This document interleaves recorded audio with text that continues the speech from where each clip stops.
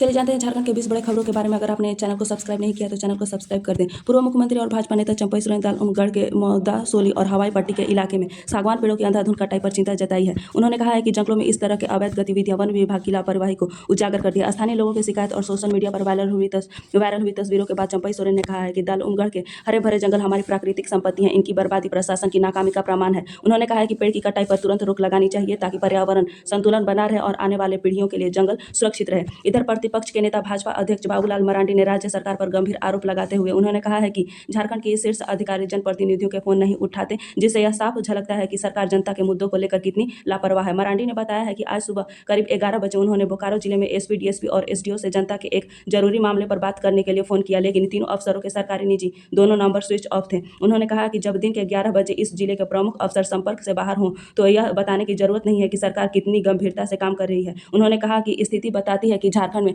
प्रशासन पूरी तरह खत्म हो चुका है। झारखंड सरकार ने मुख्यमंत्री मैया सम्मान योजना के तहत लाभुक महिलाओं के लिए बड़ी राहत की घोषणा की है। जिन महिलाओं को 14वीं किस्त का भुगतान नहीं मिल पाया था उन्हें इस महीने 2 किस्तों का पैसा एक साथ दिया जाएगा, यानी हर लाभार्थी महिलाओं के खाते में 5,000 रुपये भेजे जाएंगे। सरकारी सूत्रों के हिसाब से पिछली बार जिन महिलाओं को 14वीं किस्त से वंचित रहना पड़ा था उन्हें अब 14वीं और 15वीं दोनों किस्तें एक साथ मिलेंगे। इससे त्योहारों से पहले दोहरी राहत मिलेगी और योजना का पूरा लाभ मिलेगा। वहीं जिन महिलाओं को पहले ही 14वीं किस्त मिल चुकी है उनके खाते में इस बार 15वीं किस्त के 2,500 रुपये नियमित रूप से भेजे जा रहे हैं। यह कदम सरकार की ओर से महिलाओं को आर्थिक रूप से सशक्त बनाने के प्रयास के रूप में देखा जा रहा है। पूर्व मुख्यमंत्री रघुवर दास ने राज्य सरकार पर हमला बोलते हुए कहा कि दीपावली जैसे पवित्र पर्व पर गरीब परिवारों के घरों में खुशियां होनी चाहिए थी, तब हेमंत सरकार की लापरवाही ने घरों में मायूसी फैला दी थी। उन्होंने कहा कि 21 लाख से ज्यादा लाभुक आज भी धोती साड़ी की आस लगाए बैठे हैं, क्योंकि सरकार के आदेश से सिर्फ अखबार की सुर्खियां बन के रह गए हैं। रघुवर दास ने कहा कि 4 साल पहले शुरू की गई सोना सोबरन धोती साड़ी योजना आज भी अधूरी है। कहीं स्टॉक नहीं है, कहीं वितरण नहीं हो रहा है और कहीं सिर्फ बहानेबाजी चल रही है। उन्होंने कहा कि हेमंत सरकार के झूठे वादों की सच्चाई यही है, वादे बहुत किए गए लेकिन काम कुछ भी नहीं हुआ। भाजपा नेता परतू शाहदेव ने कहा कि झारखंड में अपराध चरम पर है और हेमंत सरकार मौन साधे बैठी है। उन्होंने कहा कि जनता की सुरक्षा पूरी तरह खत्म हो चुकी है, कानून व्यवस्था पूरी तरह से बिगड़ गई है और अपराधी सरकार के नाक के नीचे खुलेआम घूम रहे हैं। महिलाओं के खिलाफ बढ़ते अपराध, लूट और अपहरण के मामले में इस बात का सबूत है कि हेमंत सरकार में झारखंड असुरक्षित हो गया। उन्होंने कहा कि सरकार अपराध रोकने में नाकाम साबित हो रही है और जनता खुद को असुरक्षित महसूस कर रही है। मौसम विभाग ने बताया है कि झारखंड में जो ऊपरी हवा में साइक्लोनिक सर्कुलेशन बना हुआ था उसका असर अब कम हो गया है। इससे छठ महापर्व के समय मौसम साफ रहने की संभावना है। विभाग के अनुसार राज्य के दक्षिणी हिस्सों को छोड़कर मौसम साफ और शुष्क होगा। मौसम वैज्ञानिकों का कहना है कि 29 अक्टूबर तक राज्य के कुछ हिस्सों में हल्की सी मध्यम बारिश हो सकती है, लेकिन ज्यादातर इलाकों में आसमान साफ रहेगा और मौसम सुहावना बना रहेगा। अगले 5 दिनों के दौरान राज्य के अधिक न्यूनतम और अधिकतम तापमान में कोई बड़ा बदलाव नहीं होगा। चंपई सोरेन ने एक बार फिर झामुमो सरकार पर निशाना साधते हुए उन्होंने कहा है कि घाटशिला से भाजपा प्रत्याशी बाबूलाल सोरेन पर झूठे आरोप लगाने वाले झामुमो के लोग यह बताएं कि अगर बाबूलाल सोरेन गलत थे तो आपने उन्हें लगातार 3 बार झारखंड मुक्ति मोर्चा का केंद्रीय महासचिव क्यों बनाया था। उन्होंने कहा कि झामुमो नेता दोहरा रवैया जनता के सामने खत्म हो गया है। प्रधानमंत्री नरेंद्र मोदी ने कहा है कि इस बार बिहार में नीतीश कुमार के नेतृत्व में एनडीए पुराने सारे रिकॉर्ड तोड़ देगा। उन्होंने कहा कि बिहार की जनता फिर से एनडीए और सुशासन सरकार को चुनने जा रही है और जंगल राज वालों को दूर रखेगी। पीएम मोदी ने जनता को भरोसा दिलाया है कि नीतीश कुमार के नेतृत्व में इस बार एनडीए को अब तक का सबसे बड़ा जनादेश मिलेगा और बिहार नई विकास की बुलंदियों को छुएगा।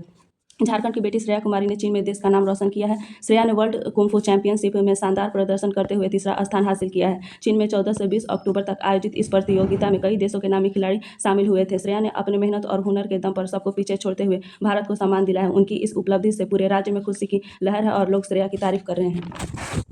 चुनाव आयोग ने पूरे देश में नवंबर 2025 से मतदाता सूची के विशेष पुनर्रक्षण की तैयारी पूरी कर ली है। आयोग का लक्ष्य है कि मार्च 2025-26 तक सभी राज्यों में शुद्ध और अपडेटेड मतदाता सूची तैयार हो जाए। झारखंड में भी इस प्रक्रिया की शुरुआत जल्द ही होने वाली है। आयोग चाहता है कि आने वाले चुनावों से पहले हर राज्य की मतदाता सूची पूरी तरह सटीक और अत्यंत हो ताकि किसी भी मतदाता का नाम न छूट पाए और लोकतांत्रिक प्रक्रिया मजबूत बना रहे। देश भर में रोजगार के अवसर बढ़ाने के लिए केंद्र सरकार ने एक और बड़ा कदम उठाया। सरकार ने 17वां रोजगार मेला आयोजित किया है जो देश के 40 अलग अलग स्थानों पर एक साथ हुआ। इस मौके पर कुल 51,000 नवचयनित युवाओं को नियुक्ति पत्र सौंपे गए। यह कार्यक्रम सरकार के उस पहल का हिस्सा है जिसके तहत युवाओं को सरकारी और निजी क्षेत्रों में रोजगार मिलने पर जोर दिया जा रहा है। इस योजना में युवाओं के चेहरे पर खुशी साफ झलक रही थी, क्योंकि उन्हें अब अपने भविष्य की नई शुरुआत का मौका मिला है। झारखंड के नेता प्रतिपक्ष और पूर्व मुख्यमंत्री बाबूलाल मरांडी ने सरकारी अधिकारियों पर हमला बोलते हुए उन्होंने कहा है कि राज्य के सीनियर अफसरों के पास 8 मोबाइल फोन होते हैं और उनके पास अलग अलग फोन नंबर होते हैं। सरकारी नंबर अलग, प्राइवेट नंबर अलग और सीक्रेट नंबर अलग, जिसे कथित और सेटिंग और धंधों के लिए इस्तेमाल किए जाते हैं।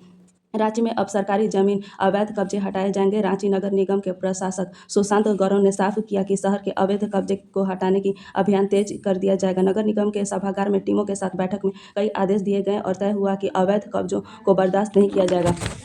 झारखंड में सहारा समूह के कंपनियों के जरिए 400 करोड़ रुपए की फर्जीवाड़े के केस में मामले और गंभीर हो गए हैं। सीबीआई ने चार्जशीट दायर कर दी है, जिससे सहारा का प्रमुख सुब्रन राय, दोनों के बेटे सीमांत और सुशांतु राय और उनकी पत्नी स्वप्ना राय और ओपी श्रीवास्तव समेत कई लोगों को फरार बताया गया है। केस में सीमांतु और सुशांतु के प्रत्यार्पण की तैयारी भी शुरू कर दी गई है। बाबूलाल सोरेन ने कहा कि इस सरकार में झारखंड में कानून व्यवस्था इतनी खराब हो गई है कि महिलाएं, पुलिसकर्मी भी सुरक्षित नहीं हैं। मंत्री दीपिका पांडे सिंह ने बताया कि झारखंड में सखी मंडलों ने ग्रामीण महिलाओं की तस्वीर बदल दी है। अब महिलाएं सिलाई बुनाई, कृषि और पशुपालन जैसे काम पर आत्मनिर्भर बन रही हैं। सरकारी और गैर सरकारी प्रशिक्षण से इन महिलाओं ने तकनीकी और बैंकिंग की समझ भी हासिल की है, जिससे वे आर्थिक और सामाजिक तौर पर सशक्त हो रही हैं। रांची के सराफा बाजार में सोने और चांदी के भाव में गिरावट आई है। 22 कैरेट का 10 ग्राम सोना 1,16,200 रुपये में बिक रहा है और 24 कैरेट का 10 ग्राम सोना 1,22,010 रुपये में। प्रति किलो चांदी का भाव 1,74,000 रुपये है। झारखंड में राशन कार्ड बनना रुक गया है। कुल 48,000 आवेदन पेंडिंग है, जिससे जरूरतमंद लोग परेशान हैं। सरकार ने ग्रीन कार्ड के जरिए 20 लाख लोगों को योजना में जोड़ा था और अब बढ़ते आवेदनों को देखते हुए 5 लाख और लोगों को जोड़ा गया है। देश में 6 महीने में यूपीआई से 1,532 लाख करोड़ का लेन देन हुआ। अक्टूबर में हर दिन लगभग 96,000 करोड़ से ज़्यादा ट्रांजैक्शन हुआ, जो सितंबर के 32,932 करोड़ की तुलना में 16% ज़्यादा है। ऐसे ही फटाफट जानकारी के लिए हमारे चैनल को लाइक एंड सब्सक्राइब जरूर करें।